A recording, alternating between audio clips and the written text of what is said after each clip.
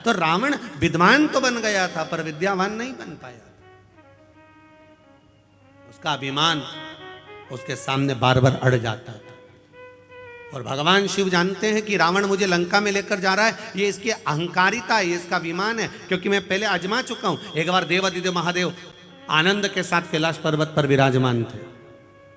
भगवान शिव आनंद के साथ जब कैलाश पर्वत पर विराजमान थे, बड़े अलमस्त होकर बैठे हुए थे। माँ जगत जननी जगदम्बा अम्बा माता पार्वती उनके नजदीक में विराजमान बैठी हुई है।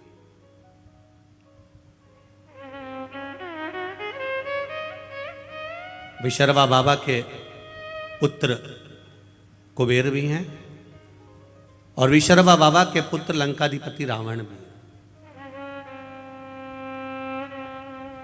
कुबेर के पास में पूरा लंका का राज्य था, पर कुबेर को रावण का जो व्यवहार था वो अच्छा नहीं लगता था, इसलिए कुबेर ने हाथ जोड़कर अपने पिताजी से कह दिया कि मुझे ये लंका का राज्य नहीं चाहिए, मैं ये छोड़कर जा रहा हूं, मैं अलग कोई अलकापुरी का निर्माण कर कर उसमें मैं विराजमान हो जाऊंगा। और कुबेर चले गए, आनंद के साथ रहने लगे।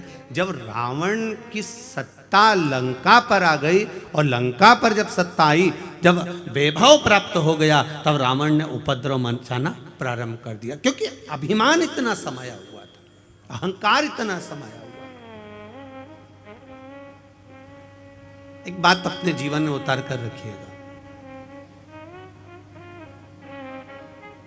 इंजीनियर बन जाओ, डॉक्टर बन जाओ, सीए बन जाओ, कलेक्टर बन जाओ, चाहे तुम किसी पद पर विराजमान हो जाओ, पर शिव महापुराण की कथा कहती है कि आपको पद जिस परमात्मा की कृपा से मिला है, जो यश उस परमात्मा की कृपा से मिला है, वो परमात्मा की कृपा से प्राप्त हुआ है।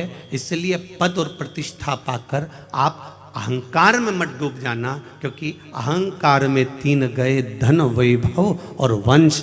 ना मानो तो देख लो रावण, कौरव और कंस, ये तीनों अहंकार में चले जाते हैं, ये तीनों अभिमत्ता में चले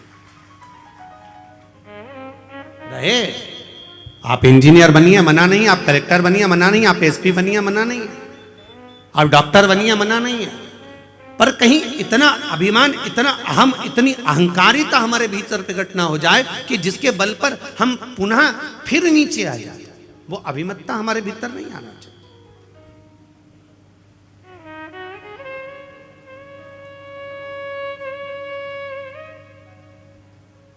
और जिस दिन हमारे भीतर वो अभिमत्ता प्रकट हो जाती है, उस दिन हम भगवान से दूर हो जाते हैं, हम परमात्मा से दूर। जब अभिमत्ता चली जाती है, फिर हम परमात्मा के करीब में आ जाते हैं, वापिस पुनः भगवान के पास। शिव कथा कर रही है, लंकाधिपति रावण को मालूम पड़ा, कुबेर जी को मालूम पड़ा कि लंकाधिपति रावण ने उपद्रव मचाया है, और ऐसा उपद्रव मचाया है कि पूरी तरफ हाहाकार मच गया। संतों को कष्ट देना, ब्राह्मणों को कष्ट देना, साधुओं को कष्ट देना, सन्यासियों को कष्ट देना, तपस्वियों को कष्ट देना, ये रावण ने देवताओं को कष्ट देना प्रारंभ कर दिया। तब कुबेर को मालूम पड़ा, तो कुबेर ये विचार करे मैं अपने भाई को समझाऊं तो मैं ना जाऊं, किसी दूसरे को भेज दिया। करना चाहिए।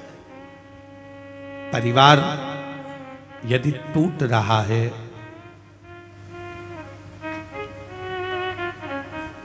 राष्ट्र यदि बिखर रहा है, अभी परम पूज्य गुरुदेव ने कहा कि राष्ट्र को आपको और हमको संभालना पड़ेगा। ये पूज्य गुरुदेव अभी कहे, कोई दूसरा नहीं संभालेगा, आपको स्वयं संभालना है, आपको स्वयं निभाना।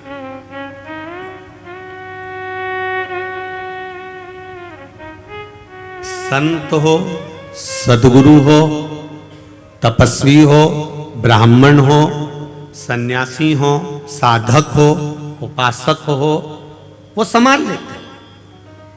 कुबेर ने लगा मन में कि ये मेरा भाई गड़बड़ कर रहा है, तो कुबेर ने तुरंत उसी समय पर अपने दूतों को भेजा और जाकर कहा कि रावण को समझा कर आओ कि ये क्या कर रहे हो, तुम इतने विद्वान होने के बाद में, इतनी विद्वत्ता तुम्हारे भीतर होने के बाद में तुमने ये क्या करना चालू कर दिया। कहीं किसी को कष्ट दे रहे हो, किसी की अग्नि को समाप्त कर रहे हो, कहीं किसी को कष्ट प्रदान कर रहे हो, ये क्या कर क्या रहे हो। विद्वान से विद्वान, बड़े प्रबल विद्वानों को, जो रावण से भी विद्वान थे, उनको भेजा गया लंका में। और लंका में जब भेजा गया, लंका में जब पहुंचे और वो लंका पहुंचकर रावण को ज्ञानोपदेश देने लगे। अब जो बहुत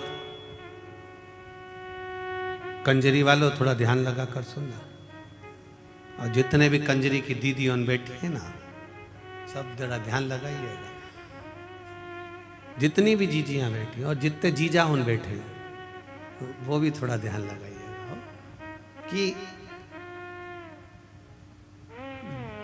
ज्ञानी को समझाया जा सकता है, अज्ञानी को समझाया जा सकता है, पर अभिमानी को कभी नहीं समझाया जा सकता, ये निश्चित है। अब कोई ज्ञानवान है तो उसको समझा सकते हो, कोई अच्छा ज्ञानी व्यक्ति है, पढ़ा लिखा है, समझदार है, उसको समझाओगे ये मत करना, आगे से ऐसा ना करिएगा, ऐसा ना करिएगा, तो वो समझ जाएगा। कोई अज्ञानी है, एक बार नहीं समझेगा, 2 बार में समझेगा। अज्ञानी है तो वो मुंह भी नहीं चलाएगा। हो इनने कह दिया मेरे को नहीं करना, नहीं करना, तो उठ के चला गया। अज्ञानी है, उसमें अज्ञानता है, वो नहीं समझ सकता। अब ज्ञानी को समझा लोगे, अज्ञानी को समझा लोगे, पर जिसके भीतर अभिमान बढ़ा हुआ है, बताओ कल का छोरा हमको समझाएगा, बताओ कल की बहू आई ये मुझे ज्ञान देगी। कई कई सास उन कह देती है कल की आई है और मुझे बदलना चाहती है, कल की आई। मतलब इसके भीतर ये अभिमान भरा हुआ है, अहंकार भरा हुआ है, और ये अभिमान जब तक भरा हुआ है तब तक ये सुधर नहीं सकता। इसलिए ज्ञानी को समझाया जा सकता है, अज्ञानी को समझाया जा सकता है, पर जिसके भीतर अभिमान भरा है उसको समझा सकोगे क्या? बोलो तो जम के जरा, समझा पाओगे? नहीं समझा सकते। आप कितना ही प्रयास करो, समझा नहीं समझ सकते।